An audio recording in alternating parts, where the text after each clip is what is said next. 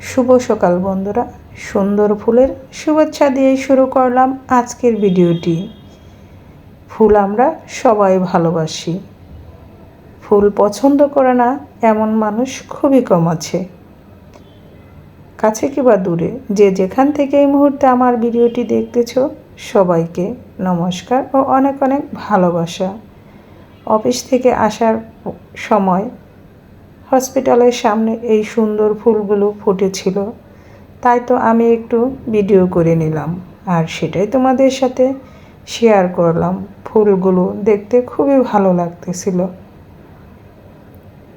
গাছেও সাদা ফুল এবং হলুদ ফুল ফুটে আছে।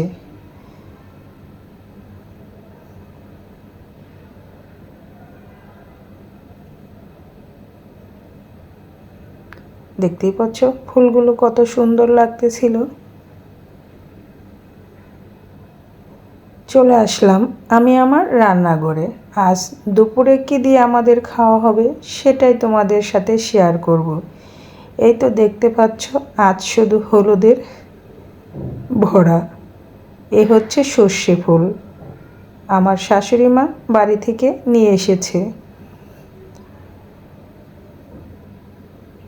সর্ষে ফুল দিয়ে অনেক ধরনের মজার রেসিপি করা যায়, আর আমি কি করব দেখতে হলে আমার সাথেই থাকো আর দেখতেই থাকো। আমি এখানে নিয়েছি চালের গুঁড়া, আর নিয়েছি পেঁয়াজ কুচি, কাঁচামরিচ কুচি, হলুদ গুঁড়া, মরিচ গুঁড়া আর স্বাদ মতো লবণ দিয়ে এটাকে একটু ভালো করে শুকনো অবস্থায় চটকিয়ে নিলাম। তারপরে দিয়ে দিচ্ছি সর্ষে ফুল। এখন সর্ষে ফুল দিয়ে আর অল্প পরিমাণ জল দিয়ে এটাকে ভালো করে মেখে নেব।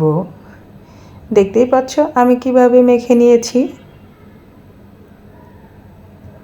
চলে আসলাম চুলার কাছে। চুলায় প্যানটা বসিয়ে ভালো করে গরম করে নিয়ে এখন আমি দিয়ে দিচ্ছি বড়ার শেপ করে। আমি এভাবেই প্রত্যেকটা দিয়ে মচমচে করে ভেজে নেব।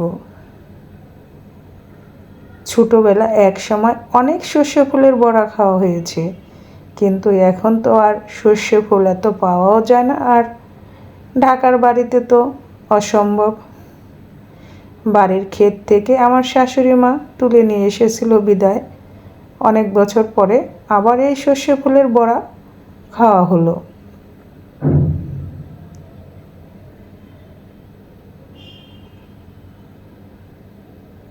সর্ষে ফুলের বড়া খেতে অনেক মজা।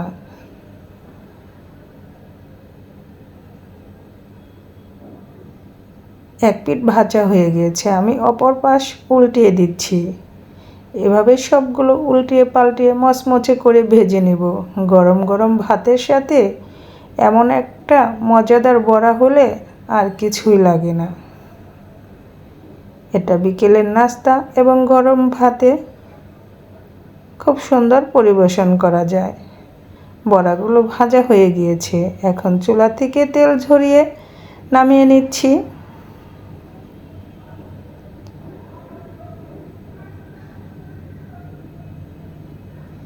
দেখতেই পেলে বন্ধুরা কত সহজে তৈরি হয়ে গেল। আর এখানে নিয়েছি আমি পুঁটি মাছ। আমি পুঁটি মাছগুলো কেটে ধুয়ে পরিষ্কার করে নিয়ে মাঝখান দিয়ে এমন চিকন চিকন করে কেটে দিয়েছি যাতে মশলাগুলো ভিতরে যায়। মশলা দিয়েছি হলুদ গুঁড়া, মরিচ গুঁড়া, ধনিয়া গুঁড়া, স্বাদ মতো লবণ দিয়ে ভালো করে মেখে তেলটা গরম করে এই তো প্যানের ওপর দিয়ে দিলাম। এক পিঠ ভাজা হয়ে গেলে অপর পিঠটা আমি উল্টিয়ে দেব। এই পুঁটি মাছগুলো খেতে খুবই সুস্বাদু। এটা হচ্ছে দেশি পুঁটি মাছ।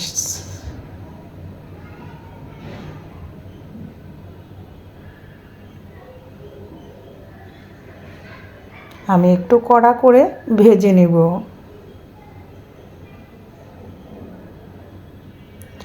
এই পুঁটি মাছ ভাজা খেতে খুবই মজাদার। আমাদের মতো কে কে তোমরা এই পুঁটি মাছ ভাজাটা পছন্দ করো কমেন্টস করে জানাতে পারো। আমি উল্টিয়ে পাল্টিয়ে দুটো পাশই ভালো করে ভেজে নেব।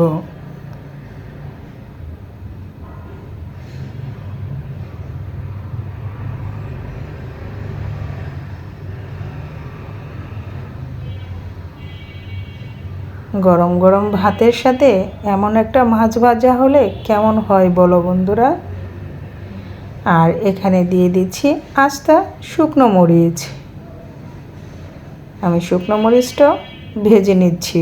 গরম ভাতের সাথে শুকনো মরিচ দিয়ে আর গরম গরম পুঁটি মাছ ভাজা দিয়ে খেতে খুবই মজাদার। আমাদের তো খুবই ভালো লাগে।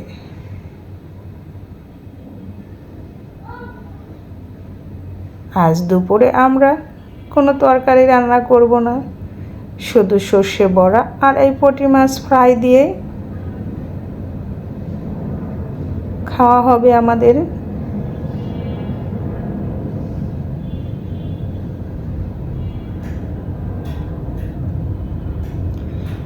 শুকনো মরিচগুলো ভাজা হয়ে গিয়েছে, এখন চুলা থেকে নামিয়ে নিলাম।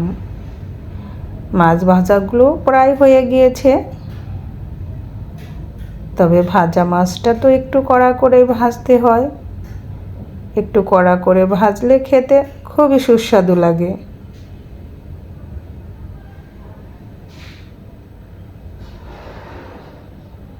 এখন চুলা থেকে নামিয়ে নিচ্ছি।